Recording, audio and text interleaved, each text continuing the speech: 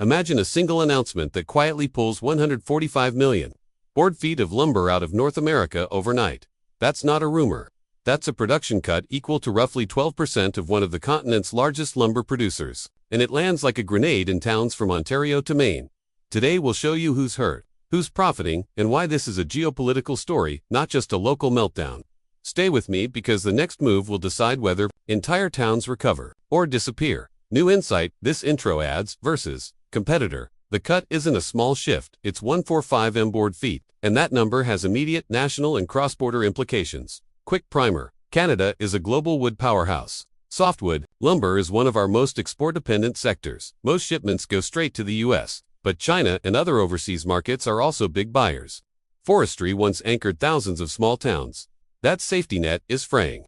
And now tariffs, inventory swings, and weak housing demand have turned a local industry problem into a national alarm. Here's the baseline. You need to follow this story. Interfor, a major North American lumber company, just announced temporary curtailments that will reduce output by about 145 million board feet between September and December, roughly 12% of its normal operating stance.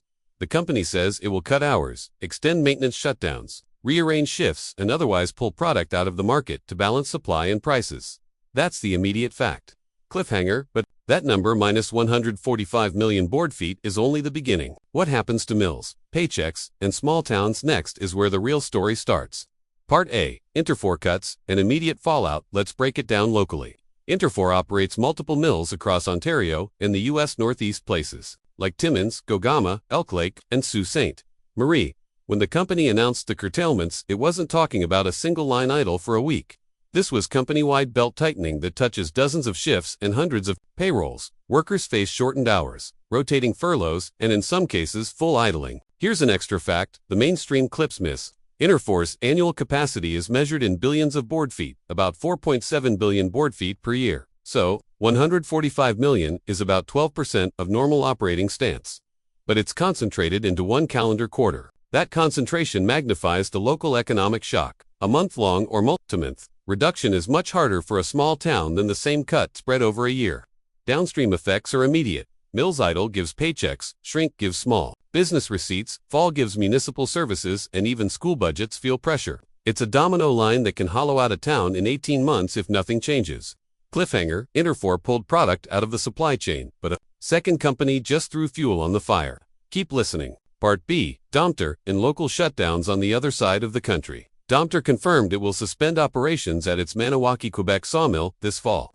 Local reporting shows this idling affects roughly 80 to 120 workers depending on which stage of reopening or closure you measure, and for a town the size of Maniwaki, the company points to difficult market conditions and U.S. duties on Canadian softwood as key reasons. Now, contrast, Interfor's cut was a corporate supply move. Domtar's idling is a local blow, a mill that reopened earlier this year after a prior closure, only to be idled again months later. That kind of stop-start destroys local confidence. Contractors cancel leases. Families stop investing in renovations. Younger workers start looking south for steady pay.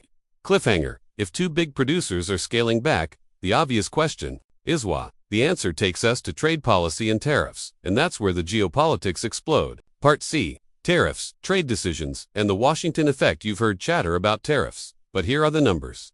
In an administrative review this summer, the U.S. Department of Commerce announced final results that set duty rates in a range reaching into the 30 to 35% zone for some Canadian exporters. Those aren't back-of-envelope threats. They're real duties that can land on shipments the moment Commerce instructs Customs to collect. That kind of levy moves buyers and changes international routing overnight. Why does that matter? Lumber margins are thin. A 30% duty on a commodity like lumber can wipe out competitiveness quickly. Buyers, homebuilders, merchants, dealers either pay up, shift suppliers, or sit on the sidelines. You end up with price spikes in some markets and dead demand in others. The market reacts in a single predictable way: stockpiling, hedging, and rapid price swings in futures contracts. Cliffhanger, when trade policy does this much damage, governments react, and Ottawa just put money on the table. But will it be enough? Global reactions and impact first. Canada.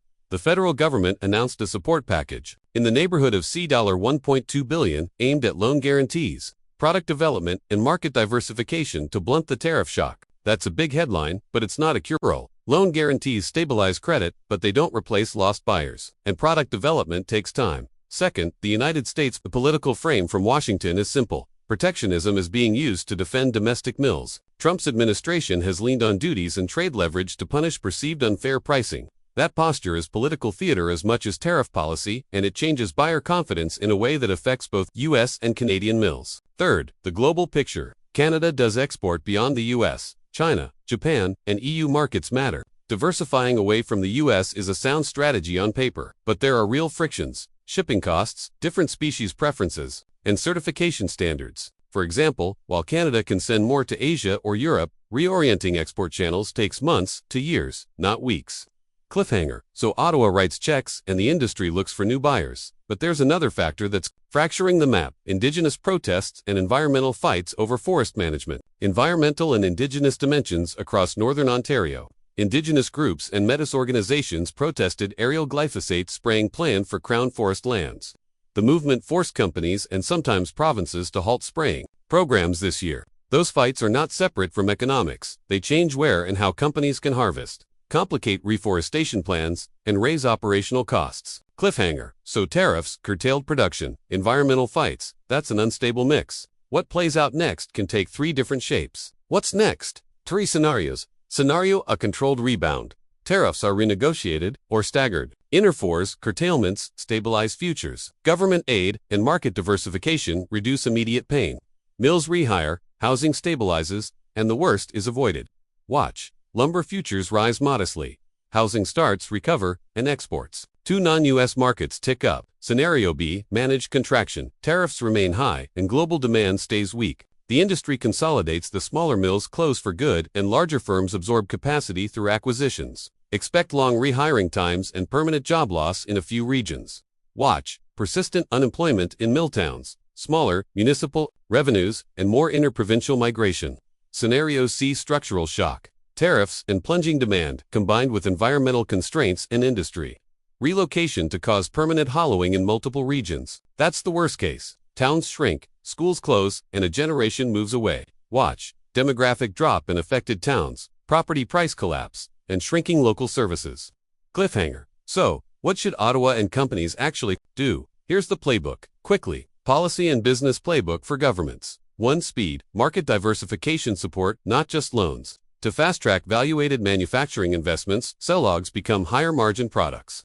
3. Temporary. Wage and retraining supports keyed to rehire timelines. For industry, 1. Transparency on inventory and duty exposure, to accelerate sales into Asia, EU, where price elasticity exists. And 3. Invest in lower-cost southern U.S. capacity, but pair that with a Canadian jobs guarantee or community buyout. Structure. Cliffhanger. None of that is automatic. A few decisions in Washington or Ottawa, 1 phone call, 1 ruling, could tip everything back on its feet or push it over. Here's the blunt truth. This is not just about lumber. It's about jobs, borders, political credibility, and whether an economy can pivot quickly when geopolitics changes markets overnight. Interfor's 145 million board feet was the headline. The story behind it is global. It touches us: tariffs, provincial policy, Indigenous rights, and supply chains that stretch from rural Canada to the ports of Asia, and it will reshape whole communities unless governments and industry act fast.